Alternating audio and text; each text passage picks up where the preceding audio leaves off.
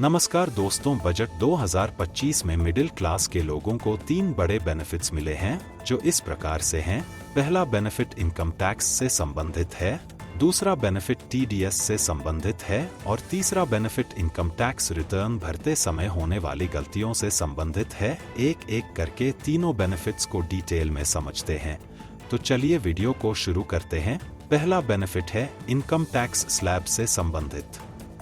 New regime के अंदर अब वित्तीय वर्ष 2025-26 से जो इनकम टैक्स स्लैब होंगे उसमें काफी बड़े बदलाव लाए गए हैं। तो सबसे पहले फटाफट हम इन स्लैब को समझ लेते हैं। 0 से 4 लाख तक की इनकम पर कोई टैक्स नहीं लगेगा, यानी कि नील टैक्स रेट है।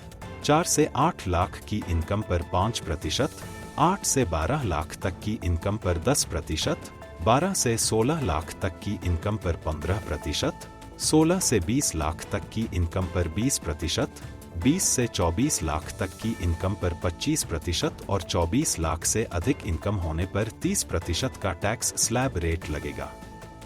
इसके अलावा एक और बड़ी अनाउंसमेंट है कि यदि 12 लाख तक हमारी इनकम होती है तो यह जो हमारे 5% और 10% के टैक्स रेट लग रहे थे ये भी नहीं लगेंगे। हमें पूरी की पूरी रिबेट मिल जाएगी, यानी कि 12 लाख तक की इनकम न्यू रेजीम के अंदर 0 टैक्स बन जाएगी। इसके अंदर एक और पॉइंट है जो हमें समझना होगा, अदर इनकम इसके अंदर क्लब नहीं होती है। अर्थात मान लीजिए हमें कोई कैपिटल गेन्स होता है तो वह इस 12 लाख के अंदर कवर नहीं होगा, क्योंकि उसका टैक्स स्लैब एकदम अलग होता है। दूसरी बात, स्टैंडर्ड डिडक्शन जो हमें ऑलरेडी 75,000 रुपए का मिलता है वो हमें अभी भी मिलता रहेगा। इसका मतलब इफेक्टिवली 12,75,000 तक कोई भी टैक्स नहीं लगेगा।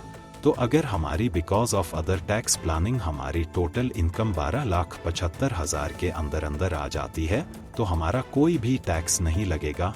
यह है बजट 2025 की सबसे बड़ी अनाउंसमेंट।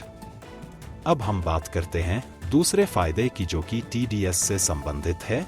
टीडीएस का फुल फॉर्म होता है टैक्स डिडक्टेड एट सोर्स। पहले सीनियर सिटीजन्स को 50,000 तक का इंटरेस्ट बैंक अकाउंट के अंदर आता था तो उस पर कोई टीडीएस यानी कि कोई टैक्स डिडक्ट नहीं होता था। उसकी जो लिमिट है वह 50,000 से बढ़ा के अब 1 लाख प्रति वर्ष कर दी गई है।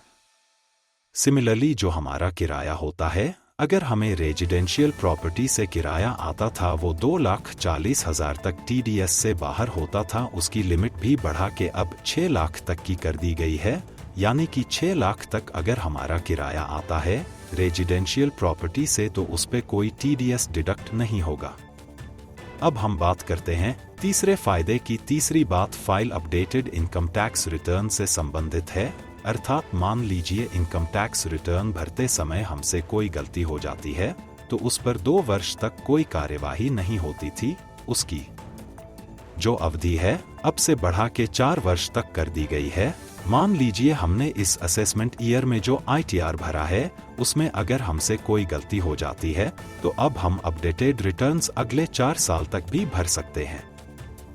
तो ये 3 मेन बेनिफिट्स हुए हैं। आपको यह वीडियो कैसा लगा कमेंट करके ज़रूर बताइएगा। अगर आप इस चैनल पर नए हैं तो चैनल को सब्सक्राइब कर ले, क्योंकि हम यहाँ पर फाइनेंस से संबंधित कंटेंट बनाते रहते हैं। See you again in next video.